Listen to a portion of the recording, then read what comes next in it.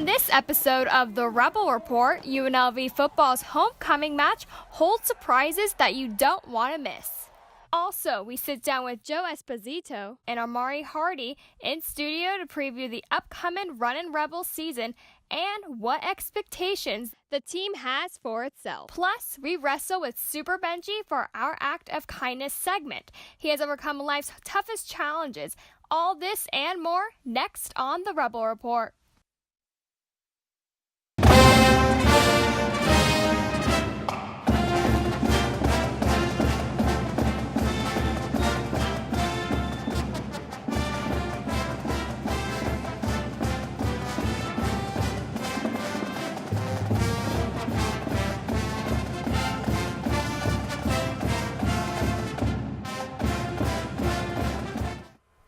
Welcome to Studio F on the campus of UNLV.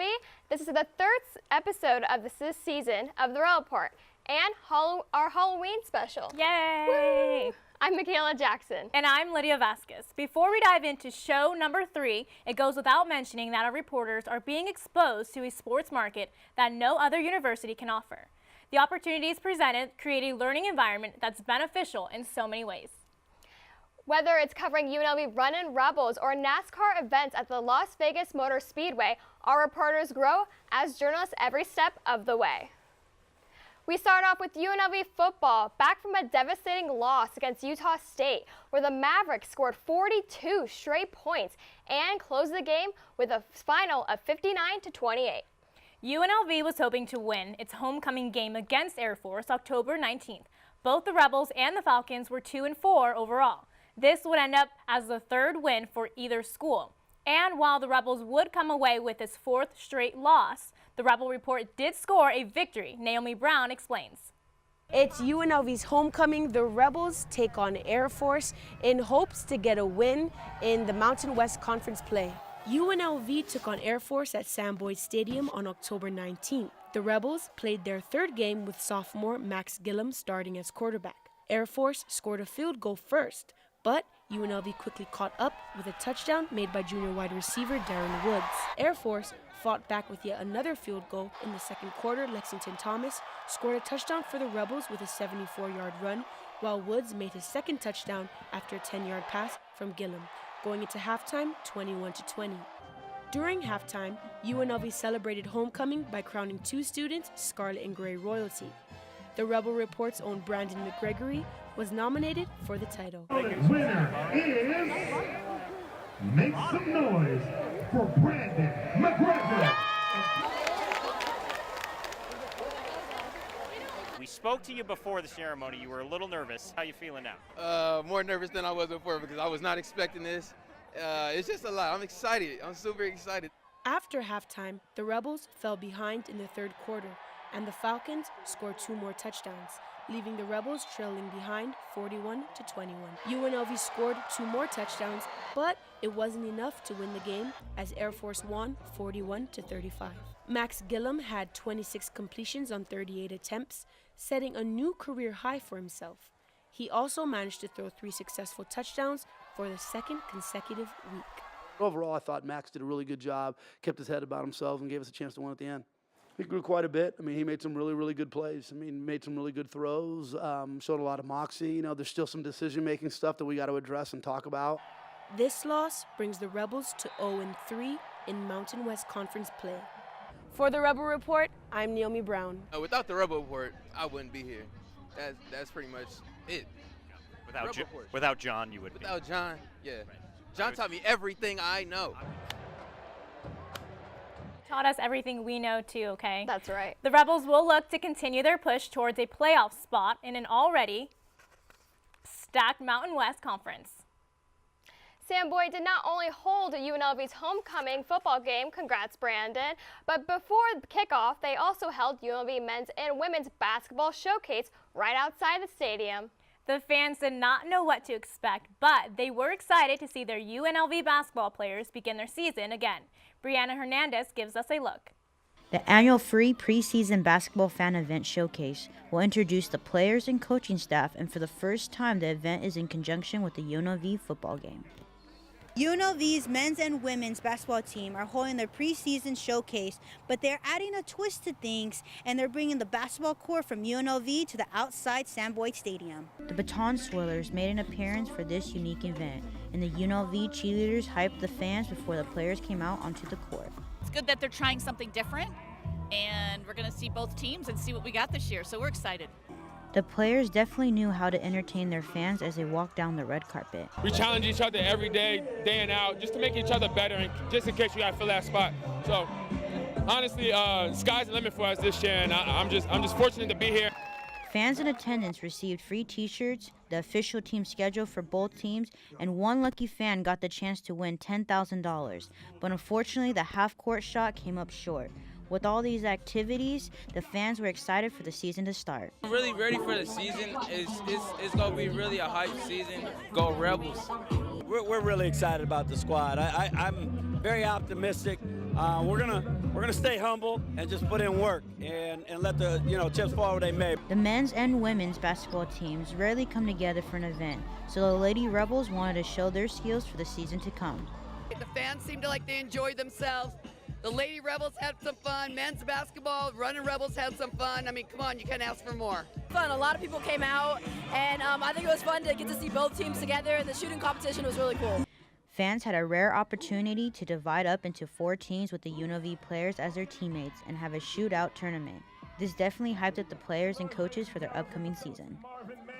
It was fun to go to the event at Las Vegas to see UNLV players, and I got their autograph on this.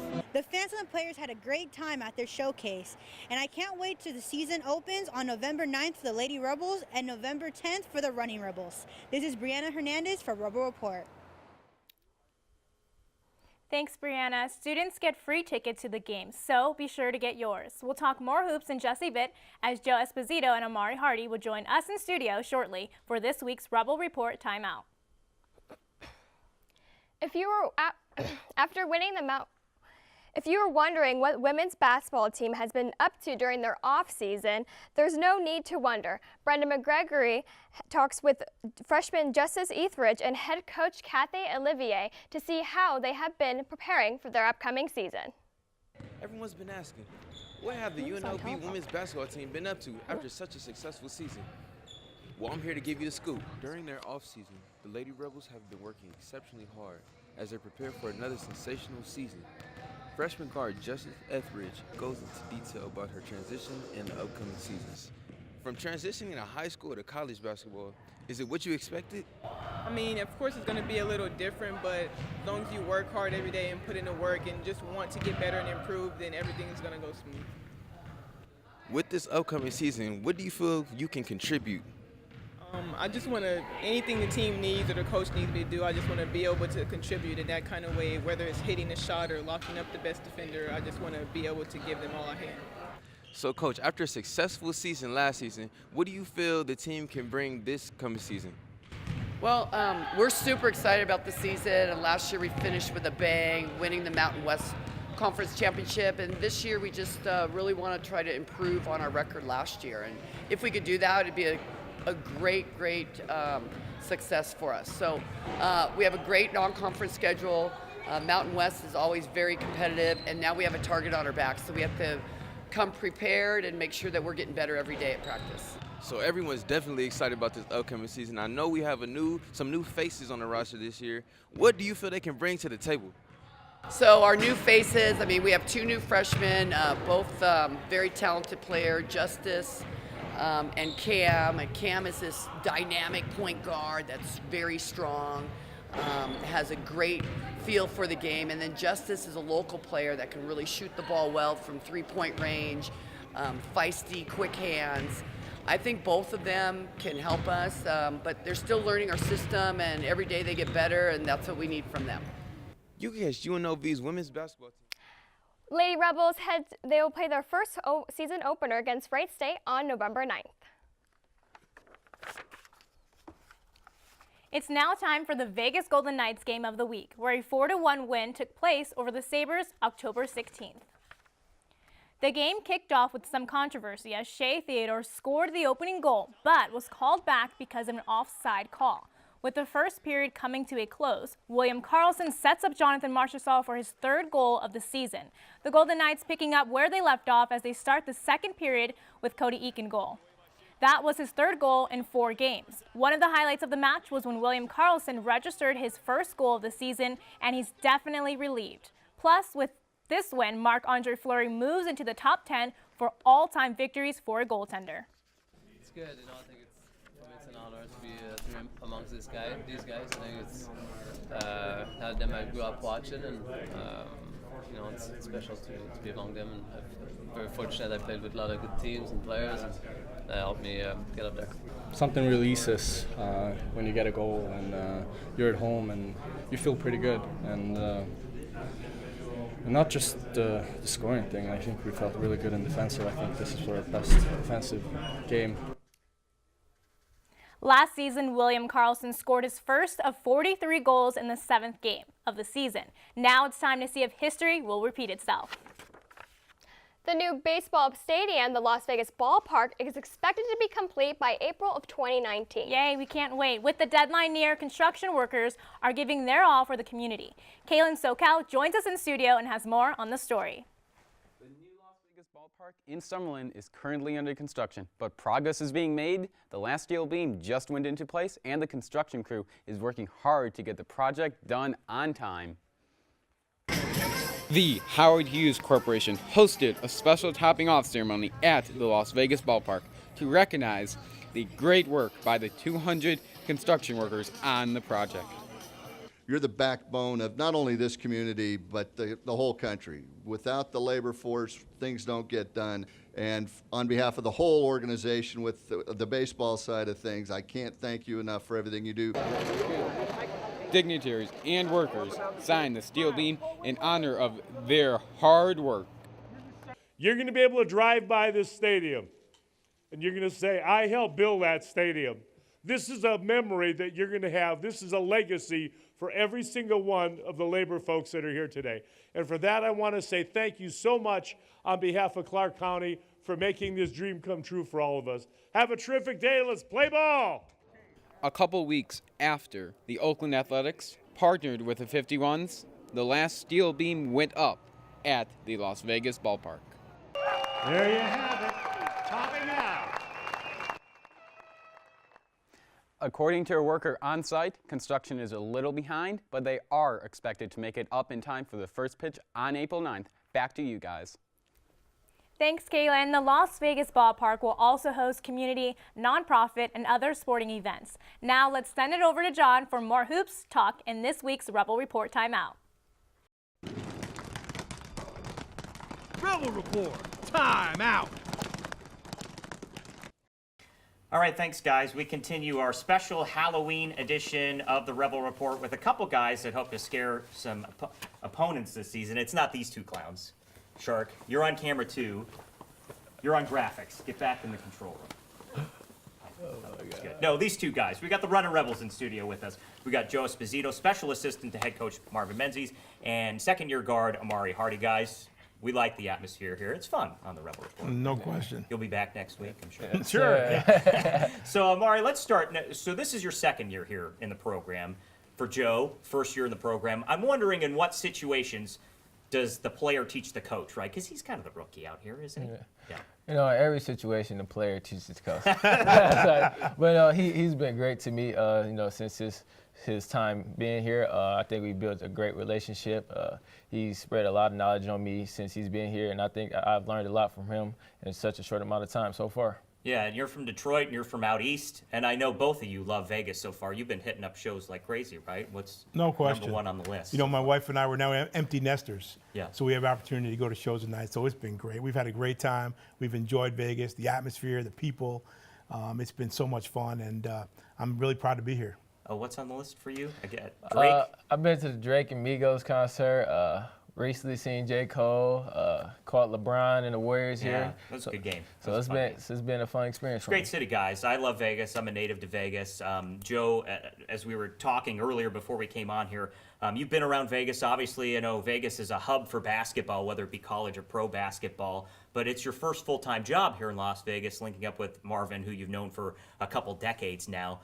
You called it a dream job, or at least I read that somewhere. Why is UNLV such an important destination? You know, coming out here for so many years recruiting, you know, over 30 years of recruiting out here, and just seeing the excitement, having an opportunity to play against the Running Rebels, you know, when I was at Minnesota as well as when I was at Texas Tech, and just seeing the atmosphere, the people, the excitement, the love for the game here, real similar to a job last year. I was at Memphis, and just to see the excitement of the program here as well. And, you know, just growing up around, you know, Jerry Tarkanian and the teams that they had and all those types of things. So it's exciting, and I'm excited to be with Marvin. After all these years, we've always wanted to work together. I can remember back when we first met, he was an assistant coach at a junior college, and I was a head coach at Texas.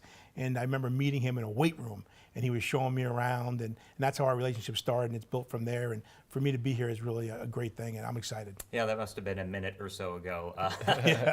So special assistant to Marvin Menzies, and again, you mentioned Memphis, but you worked under Tubby Smith for a number of years, Hall of Fame coach. Just what's your role with the program? You know, I kind of do a little bit of everything. You know, wherever I can be helpful, wherever I'm needed, I'll do. I mean, I'm one of those guys that kind of feels like I'm like a consultant, you know, trying to help in any way I can. Whether it's with the managers, whether it's with the players, whether it's with someone with the coaches, whatever it may be, I'll do. So I'm here to help see these guys win. I really enjoy the team, good guys, real good people, and it's been a great experience for me, and they've you know, accepted me with open arms.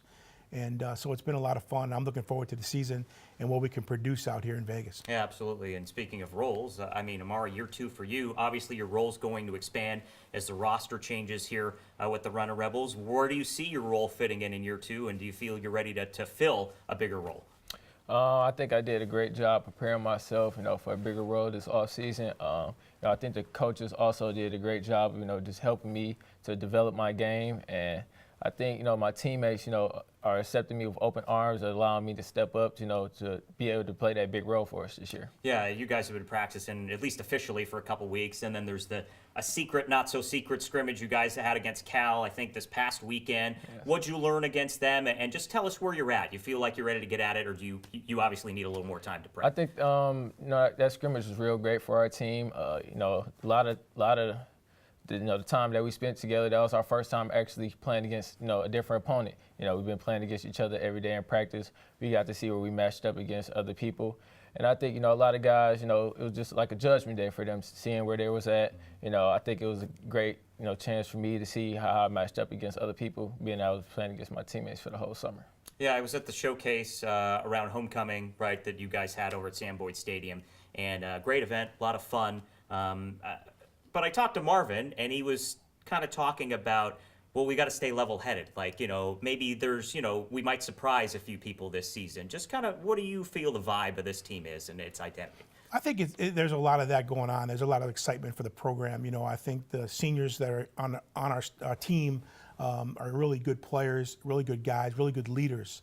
And then we have a bunch of young guys. You know, you look at 11 freshmen and sophomores, you're looking at your foundation. So, I mean, one of the keys of college basketball is to get old and stay old. That's a formula that works really well for Villanova.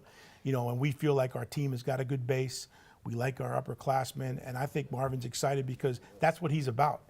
Marvin's a very energetic. He brings a lot of passion to the team, and I think there's a lot of excitement. I think we are going to surprise a lot of people, and we're excited about the future of the program and where we're headed. Well, guys, thanks for coming on. That was 5 minutes already. Appreciate it. I'd love to have you back sometime. It's, you know, I love Marvin, but I mean, it's nice to get somebody else in the studio. Joe Esposito, Amari Hardy. Appreciate it. November 2nd, exhibition against Montana State. That's the first game, and then first official game of the season, Loyola Marymount, November 10th. That is Military Appreciation Night. So come out to the MAC for those games, and let's send it over to Naomi for our panel discussion. Thank you, John. We are here with this week's panel discussion. Today here with me I have Caitlin, Brandon, and Haley. We're going to be discussing some things from basketball to UNLV football. But first off, this is the Halloween episode, and I forgot a costume. Caitlin has her cute little ears. Brandon and Haley, what's your excuse? Where is your Halloween costume? It's not my thing. It's not my thing. We're college students, so, you know, it's a little tough trying to, you know, stack up a little money. True, yeah. I don't have one. Forgot a Halloween costume. But first topic for this week's discussion. Caitlin, UNLV played Air Force in their homecoming game at Sam Boyd Stadium. Right now, the Rebels are 0-3 in the Mountain West Conference. What can you tell us about that game? Were the expectations too high? Even though Max, quarterback, he's getting comfortable, but what is it that just is stopping the Rebels from getting a win? Well, before halftime, we were doing really well with 21-20. It's just that we're lacking when it comes to defense, and I think that Air Force saw that as an opportunity, and they jumped into that. So for Max Gillum, he's a really good quarterback. We also have a good running back, Lexington Thomas. He was actually rushing 108 yards, and he had 2 touchdowns. But as Coach Sanchez said, it's just the execution wasn't there. Yeah, the execution, that is what Coach Sanchez said. And at the end of the fourth quarter, almost the end of the game, we were just down by 6 points. I was there, I saw it, and I was like, 6 points? We can do this, but yeah, execution, we need to have a little more of that. Yeah. Brandon, interesting topic we had to talk about today. The Lakers versus the Rockets. Yes. I mean, if people don't know about this by now, there was a brawl that, came about on the court. Brandon Ingram, Chris Paul, Randall, what can you tell us about that brawl and the suspensions that came about from that? Well, first off, I want to say that when I was watching the game, I was sitting on my couch, but when that happened, I was on my feet. So, it reminded me of the old times because, now you get called for just touching somebody. So, but the fact that he spit on him was super disrespectful. That was super uncalled for. Yeah. But, fighting, I don't condone fighting at all. Yeah. So that was absolutely terrible. For that to happen, there's kids in the stands, True. and it's just not a good look for anyone. Yeah. So they definitely needed to be suspended, fined for that. I actually didn't know that Rondo had spit on Chris Paul until the Rockets released the video of in slow motion actually of him doing it, and then so yeah, once they showed that, I was like, wow, that was super disrespectful, and. Yeah. I think if I was put in that position, I probably would have maybe retaliated too because, but people do say Chris Paul is a bad teammate. So, it was definitely some things built up I could feel. Oh, you're going to put that rumor out there? That's what I heard. Yeah, but those suspensions, Brandon Ingram coming in and hitting him out of the blue, he wasn't even a part of it. Mm-hmm. 4 games, no pay. Yeah. I mean, they had it coming. You can't be fighting like that. Definitely on the not. Court. Haley, we're not talking about the running Rebels. They are coming in for a new season. The team is shaping up. What can we expect from this new season coming up with the guys and Coach Menzies?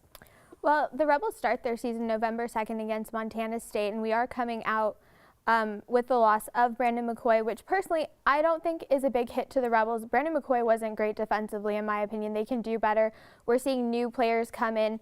As Joe mentioned, we have 11 new players that are freshmen and sophomores, so it's going to be good for the Rebels to bring in new talent and bring in change to the team. We have a starting player again, Shakur Houston, who has mentioned in the news recently that he's a player to look for. I can't wait to see what the Rebels are going to do with Coach Menzies. There's a few guys coming in that, we can expect to heighten that team and I think they can all come together and really make it really good. One last thing, we have to congratulate our very own Brandon McGregory because at homecoming, he won 2018 homecoming royalty. So clap it up for yourself. Clap it up. Homecoming royalty. That's what we do over here on the Rebel Report. Well, that's all the time we have for this panel discussion. Let's throw it back to the desk. Thanks, guys. The Las Vegas Convention and Visitors Authority, or LVCVA, created a great opportunity for UNLV students through organizing a mentorship program. The first meeting was held on October 16th, where mentors and mentees were able to get to know each other over tacos and bingo. The Las Vegas Convention Center has created a mentorship program that allows students to network. They will be learning from the people that created this sports town themselves. Las Vegas is a city known for entertainment, but with the Raiders and Vegas Golden Knights being part of the sports scene here, it is also quickly developing as a sports town. LVCVA wanted to support college students by introducing them to sports officials who can help them out in their careers. Food and drinks were also provided to make it a more inviting and casual event. I took a sports marketing class over the summer, and Jenny and Lisa actually came into our class and spoke to us about the LVCVA and told us about the mentorship program. Even though the mentors and mentees are in different walks of life, they maintained a comfortable atmosphere as they interacted and spent time with each other throughout the meeting. To break the ice, LVCVA designed a bingo game to encourage people to go around and get to know everyone. Every student should actually at least go through this experience once, whether it's through this program or with somebody else, only because they have a lot of really great mentors in here, and these are people that I never expected to be in this room with. The participating companies include Vegas Golden Knights, Southern Nevada Sports Hall of Fame, Las Vegas Motor Speedway, Shriners Hospitals for Children, and other big companies. Although they only accepted journalism and marketing majors, they are planning to expand the mentorship program to other academic degrees as well.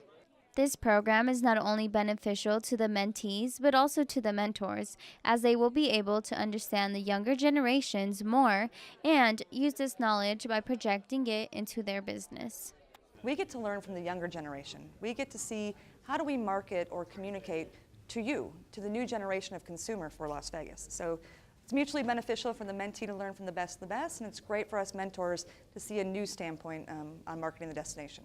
Mentors and mentees will continue to work together until April 2019. By the end of this program, selected students will become interns at the participating companies. Thank you, Karina. LVCVA specifically paired the mentors and mentees who best fit each other. It was based on the student's career objective that matches the mentor's professional experience and skills. For this week's act of kindness, we spent time with a local boy named Super Benji, who beat cancer twice. Myself and other reporters dressed up for the spirit of Halloween and participated in some of Benji's favorite activities. Take a look. Superman, aka Benji, took on the Shark in a wrestling match. Let's just say he came out on top.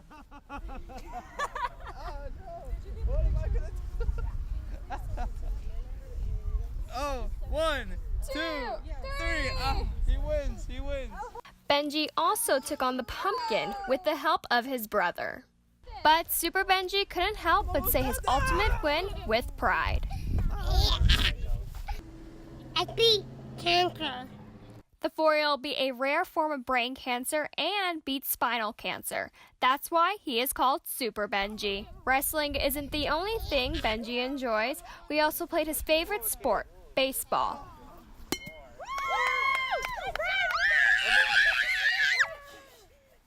As Benji was rounding the bases, he slid into home plate. Well, almost.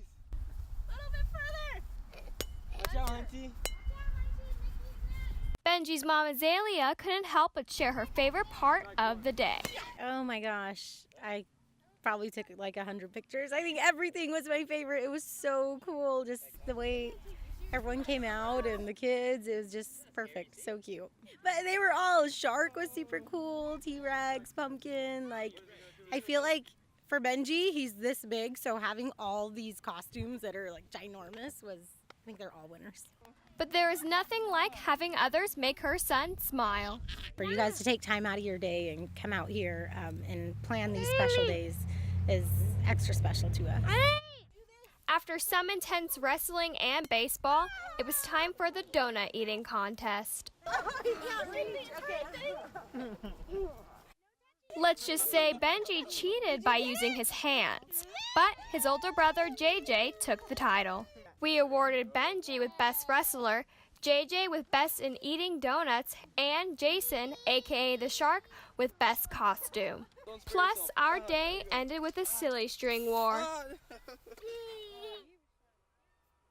Benji Sanchez recently got hearing aids, but really they are super ears, as Benji calls them. Now he can hear all the sounds around him. That's all the time we have for this week's of our Halloween special. Woo! Don't forget forget to follow us on Facebook, Instagram, Twitter, and YouTube at Rebel Report UNLV for exclusive content you don't want to miss out on. Goodbye, guys, and happy Halloween! Halloween! Woo!